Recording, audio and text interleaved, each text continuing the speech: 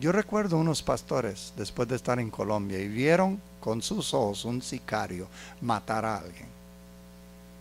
Pasaron en moto, ¡pa! Le pegó el pistolero le dio y cayó muerto delante de sus ojos.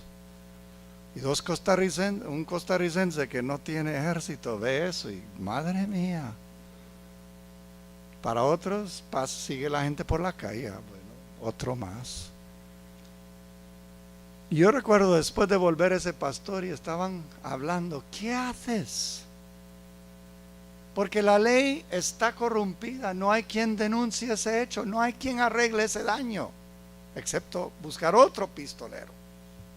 Y bueno, ahí sigue hasta que se acabe todo. Y dijeron esto, hay que poner tu denuncia ante Dios. Y es lo que hizo Jeremías. Pone la denuncia. No hay quien le va a dar justicia, no hay quien le va a salvar. Pero hay un Dios en el cielo, aunque no lo crea. E irrumpe el versículo 13. Lo único bonito aquí: cantad al Señor. Madre mía, como el Salmo 22, que Jesús dijo, lama sabactani, Eloi, Eloi, Dios mío, ¿por qué me has desamparado? Pero en medio de ese Salmo 22 lees el 32, algo semejante. Porque ha librado el alma del pobre. Parece que estamos leyendo a María ahí hablando en Lucas 1.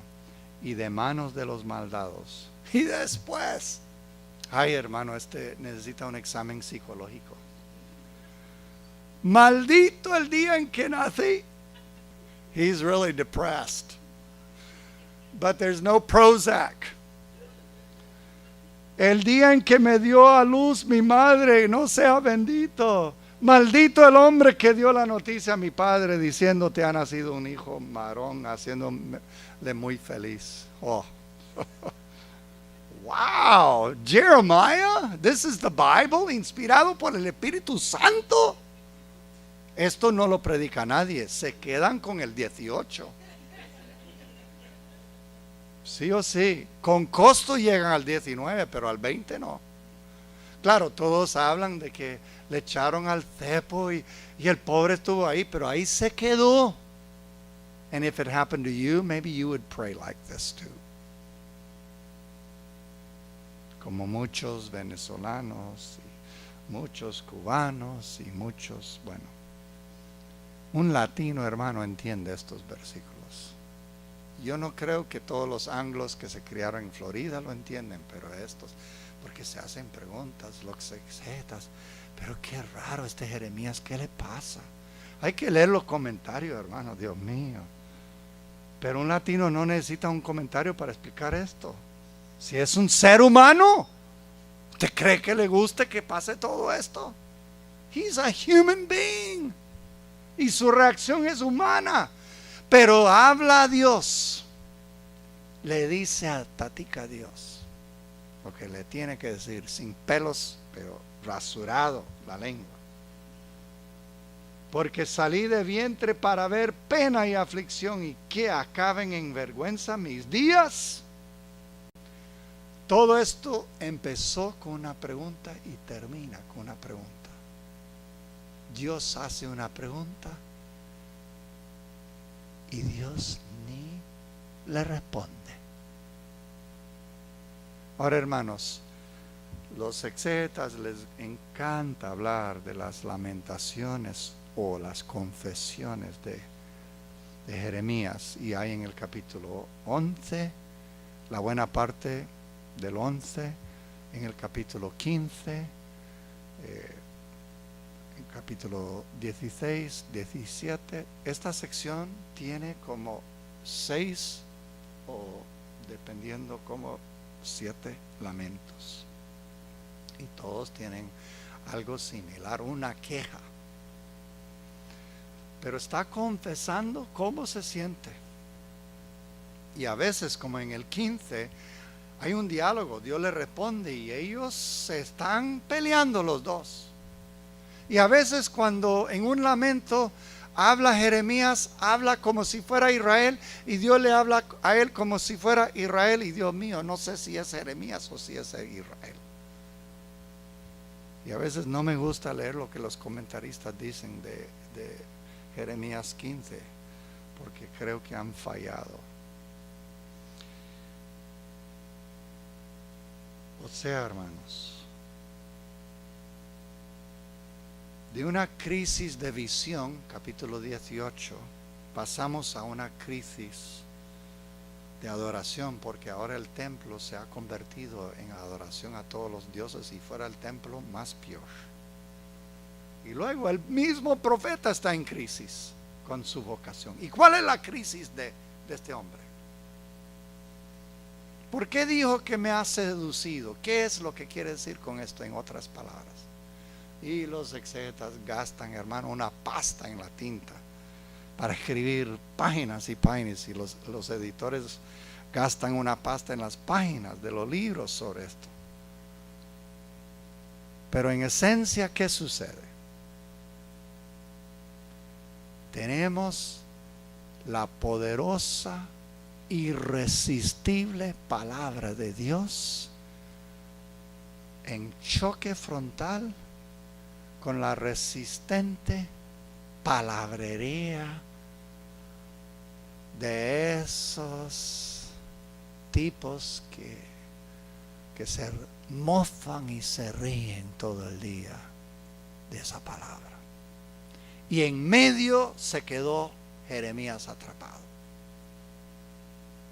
Y no le gusta la sensación. Como esa poesía de Edgar Allan Poe de las paredes. Y se siente que las paredes siguen y siguen. Y un momento las paredes le van a tener estripado. Está estripado en medio de dos fuerzas. Veníamos para acá y qué choque terrible vimos ahí. Donde un carro le dio al otro. Bueno, eso es lo que está pasando aquí.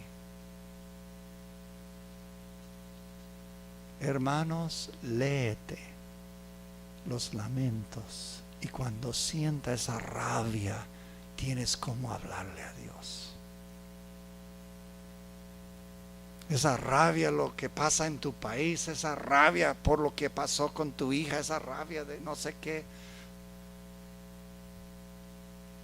Hermano, en ese museo de Rosa de la Cruz tienen la obra de una cubana, Ana Mendieta, quien salió de su país a los 12 años en el proyecto Pedro Pan, porque cuando Fidel tomó el país, cuando tenía 10 años, sacaron 14,000 niños, lo mandaron a Estados Unidos para que no les lavaran el cerebro, y ella terminó en Iowa. No vio su madre hasta tener los 18 años. Y era cuando ella empezó a estudiar arte. Y le tocó un maestro brillante. Y un día cuando hubo una violación muy fea ahí en la universidad por un guarda de seguridad, por ser cubana, no americana, tomó una pintura roja y lo mezcló con sangre de animales y se arrastró sobre una pared. Una obra de arte, de protesta. Y a veces eso es lo que estamos viendo con los lamentos de Jeremías. Él está arrastrándose con la pared, denunciando, haciendo cosas raras para que despertemos y veamos, porque de otra forma no vemos. Dios mío, yo creo que ya casi termina el mensaje y me falta un poco más. Bueno, vamos a correr un poquito. Vamos al capítulo 25. Aquí en esta sección, una sección interesantísima, es la sección que va a cerrar la primera parte del libro de Jeremías. Yo creo que la mayoría de los exegetas reconocen que hay un cambio grande después del 25. Entonces estamos en un eje en el libro en donde 25 está cerrando y el 26 está como introduciendo, y ya el 27 nos está llevando a un nuevo punto, y voy a nada más decir algunas cositas sobre esos 3 capítulos. Ahora conste que cada capítulo, el 25, el 26 y el 27, a diferencia del 18, 19 y 20, tienen algo como esto: palabra que vino a Jeremías acerca del pueblo de Judá en el año 4 de Joacim. Y el 26, al comienzo del reinado de Joacim. Bueno, eso es 4 años antes del capítulo 25. Y he aquí uno de los problemas del libro, porque a veces dan momentos puntuales pero fuera del orden cronológico. Y luego viene el 27 al principio del reinado de Sedequías. Por eso tienes que tener tu Reyes y Crónicas en la mano, y un atlas y un diccionario bíblico para saber las fechas. Pero voy a ayudaros con decir que el año 4 de Joacim, ¿qué pasó? Es el año que Jeremías dictó la profecía de Baruch. Y vamos a ver un poco más de eso en el capítulo 36. Pero palabra que vino, me quedo en el 25, solo decir eso. Palabra que vino a Jeremías acerca de todo el pueblo en el año 4. Ahora, ¿qué pasó en el año 4? Bueno, si lees Segunda Reyes 24, yo lo leí rápidamente la otra noche, el jueves pasado. Y lo que dice ahí, que tuvo que todo bien hasta el año 3, pero después Joacim se rebeló. Y Joacim tuvo una manada de problemas de Amón, etc. Y lo que uno nota aquí es el contexto de esto. Dice, en el año 4, rey de Joacim, hijo de Osías, rey de Judá, este era el primer año de Nabucodonosor. O sea, hermanos, lo que ha pasado en el mundo, que no lees aquí, es que Asiria se acabó. Y ya está empezando a surgir. Asiria está al final de su gloriosa, increíble historia. Han estado dominando por casi 500 años. Y el mundo asustado y aterrorizado por ellos. Y el cambio que se está dando le da un poco de aire. Y es por eso que Faraón Necao, quien mató, bueno, en la guerra que tuvo con Asiria, terminó muerto Osías, la cual el profeta Jeremías habló a todo el pueblo, a todos los habitantes, diciendo, desde el año 13 de Osías, eso lo lees en el capítulo 1, hijo de Amón, rey de Judá, hasta hoy, en estos 23 años, ha venido a mí la palabra del Señor, y os he hablado repetidas veces, pero no habéis escuchado. Wow, 23 years. Imagina, pastor, gente que no te escuchen por 23 años y sigues. Wow, that's a long time. Yo creo que en Estados Unidos no aguantarían esto ni 6 meses.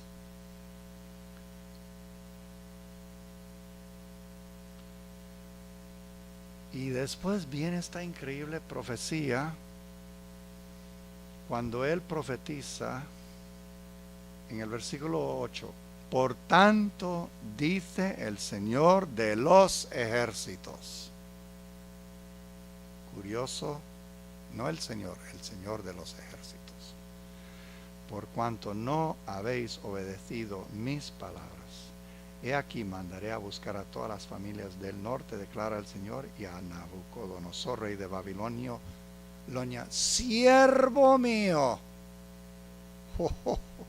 que va a violar mujeres, va a sacar los niños de la vientre de las mujeres en cinta para matarlos. Siervo mío, adorador de todos los dioses menos el Dios de Israel. Y lo traeré contra esta tierra, contra sus habitantes, contra todas estas naciones de alrededor, los destruiré por completo y los haré objeto de horror, de burla y eterna desolación. Y haré cesar de ellos la voz de gozo, la voz de alegría, la voz del novio, la voz de la novia, el sonido de las piedras del molino, la luz de la lámpara. Toda esta tierra será desolación y horror, y estas naciones servirán al rey de Babilonia 70 años. Después que se hayan cumplido los 70 años, castigaré al rey de Babilonia y traeré sobre esta tierra todas las palabras. En fin. Y luego ve al versículo 17. Entonces tomé la copa de la mano del Señor e hice beber de ella a todas las naciones a las cuales me envió el Señor, a Jerusalén, las ciudades de Judá, los reyes y sus príncipes, a Faraón, rey de Egipto, sus siervos, sus príncipes, a todos los extranjeros, los reyes de la tierra de Uz. ¿Sabe qué es la tierra de Uz? Job 1:1. Todos los reyes de la tierra de los filisteos, es decir, Ascalón, Gaza, Ecrón, Asdod, la costa de Israel donde Samsón estuvo militando, Edom, Moab, hijos de Amón, reyes de Tiro, todos los reyes de Sidón, los grandes, poderosos reyes de Fenicia que tenían comercio por todo el mundo de aquel entonces, y ahí van nombrando cosas raras, nombres.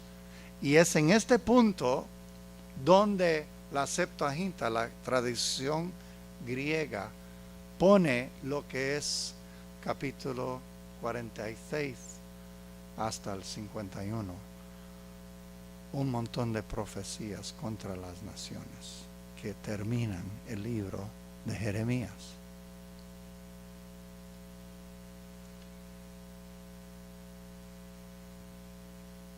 Dios está sobre su trono. Capítulo 26. Al comienzo del reinado de Joacim, retrocedió 4 años para atrás. ¿Y qué sucedió en el 609 y el 608? ¿Qué sucedió 4 años atrás? Tienen su Biblia. Si Joacim reinó 4 años, y este es el principio de su reinado, ¿qué ha pasado recientemente? ¿Quién puso a Joacim como rey? Lo acabo de decir. Faraón Necao. ¿Y qué hizo Faraón Necao? Se fue a la guerra con Asiria. ¿Y qué pasó cuando fue a la guerra con Asiria? ¿Quién se metió por en medio? Osías, el rey. En ese año hubieron 3 reyes. Osías por 3 meses, Joacás y luego Joacim. O sea, primero el segundo hijo de Osías después de la muerte de su papá. Pero después de 3 meses lo quitó Faraón porque él no era moldeable y puso uno que él podía manipular. En ese año viene el capítulo 25, pero lo raro es que el 25 es repetir el 7. Y el 7 es el primer sermón con fecha, porque es el mismo sermón, nada más un poco más abreviado de lo que leemos en el 26. Hay mucha semejanza en el 7 y el 26, y es el sermón del templo. ¿Y qué dice Dios a este hombre? No omitas. ¿Sabe lo que es en hebreo? Garra. Cuando se corta una barba, si uno deja unos pelitos, o sea, no va a haber garra. O sea, usted no me falta en una sola palabrita de lo que yo te pongo. No me cortes mis palabras, porque it would be politically correct para ajustar el mensaje para que no sufra tanto. Si vea lo que ya le ha pasado. Y vea en el mundo lo que está pasando en el año 6869. El mundo está patas arriba. Está peor que el Medio Oriente ahora, y es el mismo mundo, solo con otros nombres. Como ahora está ahora el Medio Oriente. Dos poderes grandes tratando de controlar un montón de países chicos. Y en ese año viene este mensaje. No me cortes, pero ni una cosa. Esa barbita me la dejas enterita.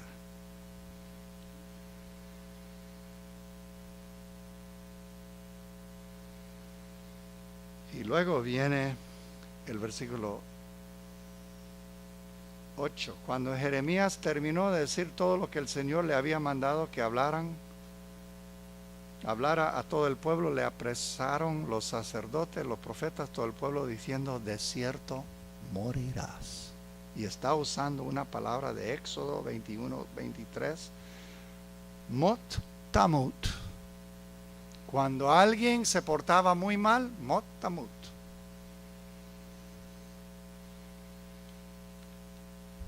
Porque has profetizado en nombre del Señor, diciendo: esta casa será como Silo. ¿Sabe lo que pasó en Silo? Es ahí donde Elí, recuerda cuando terminaron con Silo y Elí muere. Todo el episodio de Samuel, Silo era el centro, pero Silo es el lugar donde, después de dividido el reino, Silo fue uno de los centros de adoración del norte de Israel.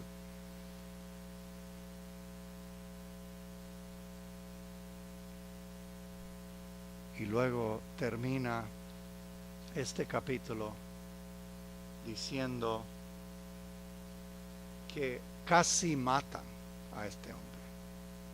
Y en ese momento se para alguien y dice, cuando lo van a matar, los sacerdotes y los profetas mandan a matar.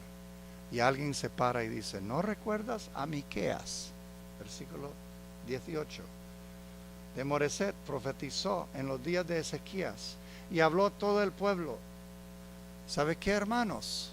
Eso es cuando van los reyes a la guerra. Acab va a ir a la guerra y dicen: hay un profeta aquí, 400 profetas diciendo que va a salir bien la guerra, y uno que dijo que no. 1 contra 400. 400 is not always right.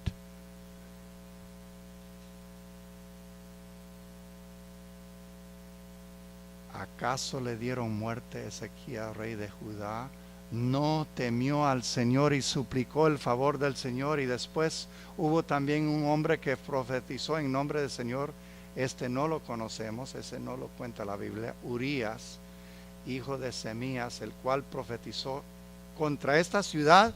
Se tuvo que refugiar en Egipto y el rey malvado manda a traerlo y con su propia mano lo mata. Wouldn't you love to be a prophet in the days of Jeremiah? We know the end of the story. Nosotros conocemos el final de la historia, pero ¿cómo te gustaría ser un profeta en esos días? Hermano, todo el mundo, apóstoles y profetas quieren ser in the United States. You want to be a prophet? Go to Venezuela and say, thus says the Lord. Tú quieres ser un profeta, vaya a Venezuela y diga, así dice el Señor, y vas a terminar muy mal. Profecía cuando es linda profecía, pero linda profecía no es todo lo que sale de la boca de Dios. El libro de Jeremías nos enseña, chico, no importa si hay 400, tú párate. Donde Dios te habla y palabra de Dios. Es que usamos livianamente esa palabra, hermano, palabra de Dios. Cuidado, cuidado. 27. Al principio del reinado de Sedequías, ¿qué pasó en el tiempo de Sedequías? Un momento cuando tambaleó un poquito Babilonia, y entonces todos los países alrededor de Judá se unieron y dijeron, Sedequías, vamos a rebelarnos. Y Sedequías se fue con la mayoría.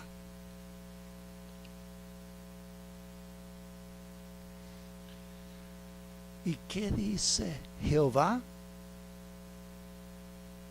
Ordénales que digan a sus señores, versículo 4, así dice el Señor de los ejércitos, el Dios de Israel, así dirás a vuestros señores, a todos los países que dicen,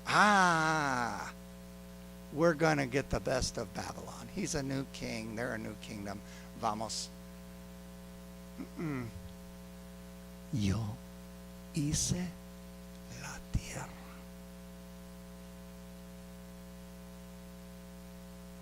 Yo soy the fashion designer. Yo soy el artista. I'm the guy. I made it, and I do with it what I want. But he doesn't stop there. Este es un ecólogo, hermano. Olvídate del Tratado de París. Yo hice la tierra, los hombres y los animales que están sobre la faz de la tierra con mi gran poder y con... God cares about the animals. Y ahora yo he puesto todas estas tierras en manos de mi siervo. Hey, I put him in charge. You mean Saddam Hussein?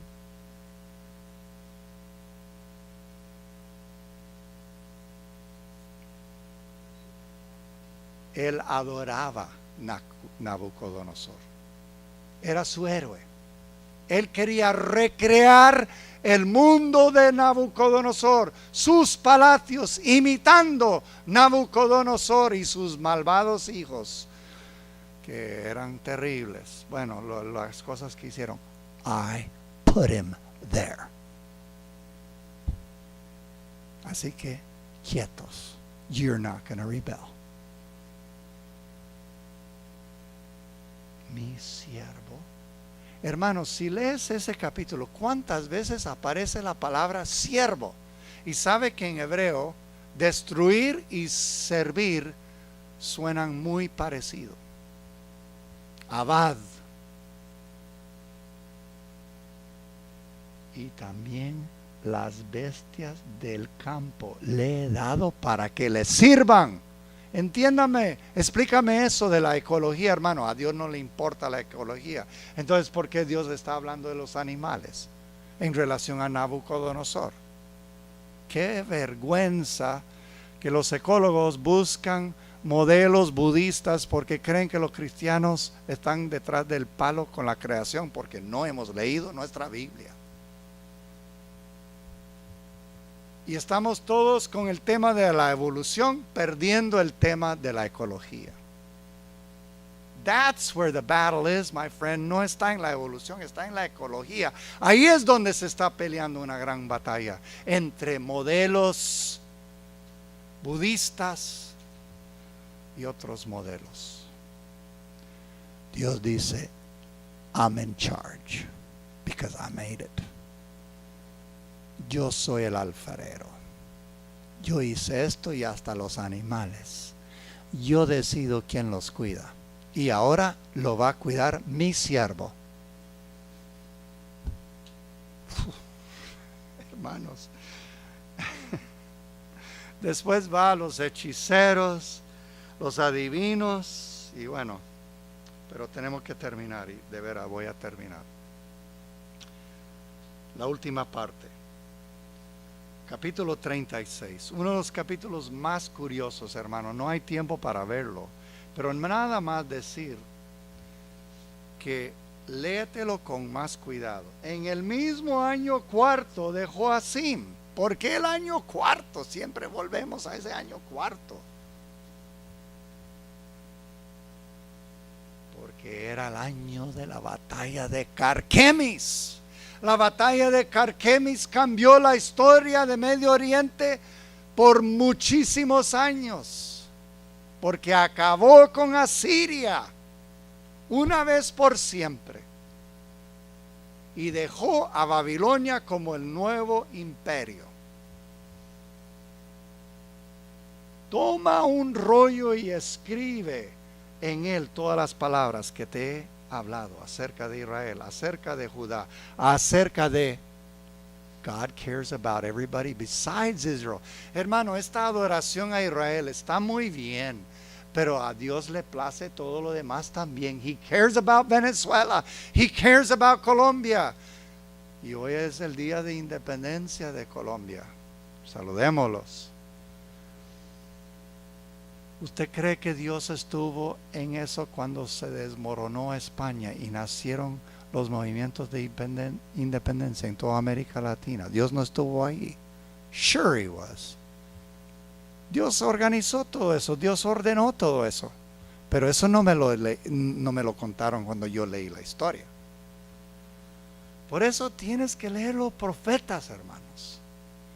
Alinearte con una visión divina de la historia y del mundo. Si tú leyeras tanto la Biblia como ves la televisión y lees las noticias en los medios que sea, tú estarías con una perspectiva diferente de la historia.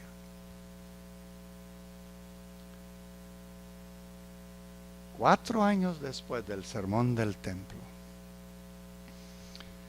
llamó pues Jeremías a Baruc, capítulo 36, versículo 4. Baruc escribió el dictado de Jeremías en un rollo, todas las palabras que el Señor le había dado. Y Jeremías dio órdenes a Baruc diciendo: estoy detenido, no puedo entrar en la casa del Señor. Ve pues y lee en el rollo que has escrito al dictado mío las palabras del Señor a oídos del pueblo en la casa del Señor en un día de ayuno. Y Baruc tomó lo que leyó el libro, las palabras del Señor, en el año quinto, versículo 9. Baruc leyó en el libro las palabras de Jeremías. ¿Y qué hace el rey? Versículo 21. Entonces envió el rey a Yehudi a buscar el rollo, y éste lo tomó de la cámara del escriba Elisama, y Yehudí lo leyó al rey y a todos los oficiales, y el rey estaba sentado en la casa del invierno. Era el mes noveno, y había un brasero encendido delante de él. Y sucedía que después de que Yehudí había leído 3 o 4 columnas, el rey lo cortaba con el cuchillo del escriba y lo echaba al fuego que estaba en el brasero hasta terminar con todo el rollo que estaba en el brasero. Ni el rey ni ninguno de sus siervos oyeron todas estas palabras, tuvieron temor. Luego el rey ordenó, y bueno, sigue. Entonces vino palabra al Señor a Jeremías después de que el rey había quemado el rollo: vuelve a tomar otro rollo, y tal cual. Y tomó otro rollo. No hay en la Biblia un capítulo como este capítulo, que describe cómo quedó la palabra escrita.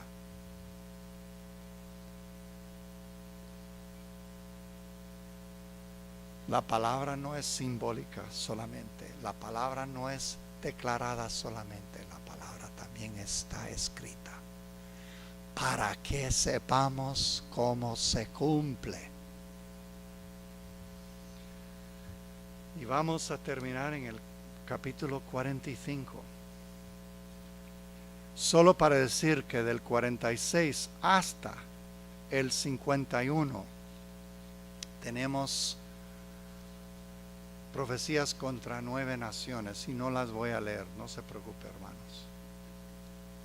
Pero el 45, que es el capítulo cortito, sí.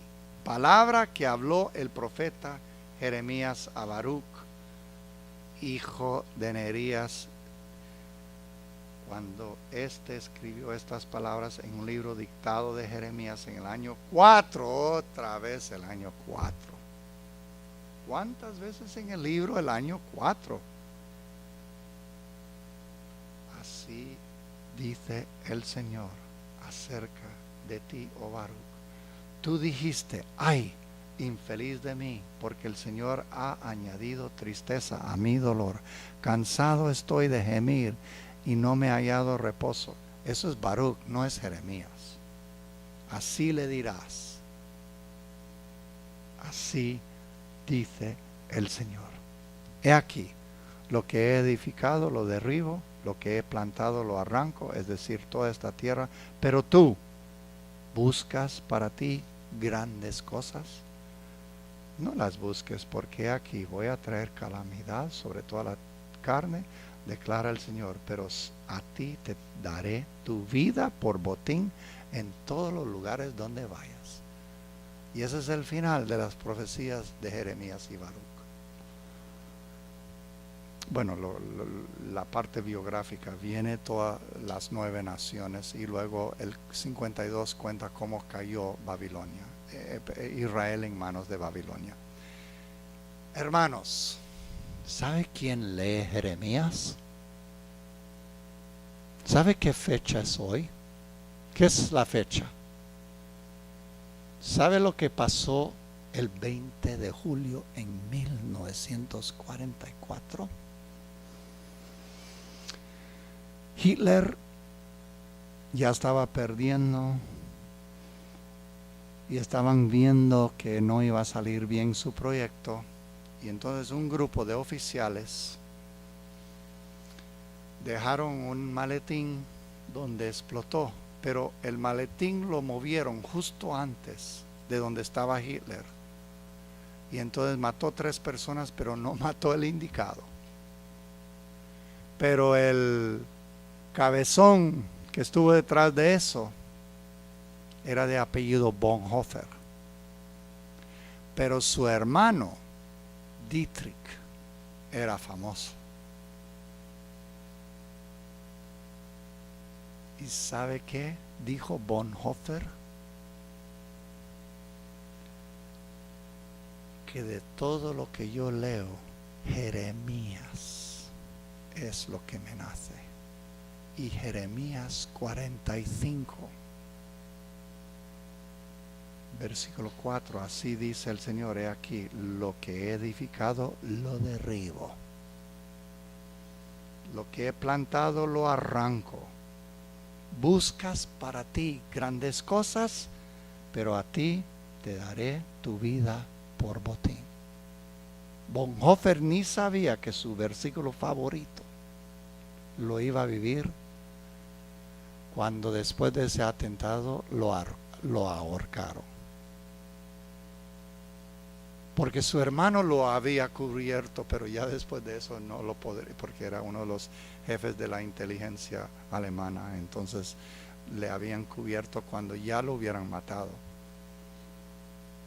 ¿Quiénes leen el libro de Jeremías? Hombres de la talla de Bonhoeffer. Y este es su favorito. Buscas grandes cosas. Él no buscó ser grande, él perdió todo, pero la historia no lo ha dejado en el olvido. Porque 1 contra millones, pero ¿quién salió bien? Dietrich Bonhoeffer. Y hay montones de escritos antes y después de la muerte de Hitler por alemanes interpretando el libro de Jeremías. No solo Bonhoeffer. Puedes llenar una biblioteca con eso. Porque quienes leen Jeremías es gente sufrida. Es gente que vive difíciles momentos. Y hermanos míos, léete. Cuando estás deprimido por la situación en tu país o la situación en el mundo, léete Jeremías. Porque la palabra escrita se va a cumplir. Buscas tú grandes cosas, léete Jeremías y vas a ver qué es ser grande en el reino de Dios. Dios le bendiga. Ojalá que nosotros podamos esta palabra que hallamos, porque nos la han explicado aunque sea por encima, podamos comerla. Es difícil de digerir, ¿cierto? Pero es la palabra de Dios. Y al final trae un fruto y dice: y tu palabra me fue por gozo y alegría de mi corazón. Es el fruto del Espíritu Santo. Estoy seguro que así será. Muchas gracias, pastor, por la exposición de la palabra y por la sencillez con que usted lo hace. Denos un poquito de esa sabiduría. Solamente el Espíritu Santo y el fuerte estudio puede hacerlo. Gracias, hermano, por su paciencia también y su interés a pesar de la noche y a pesar del cansancio, pero es la palabra de Dios y nos gozamos de eso.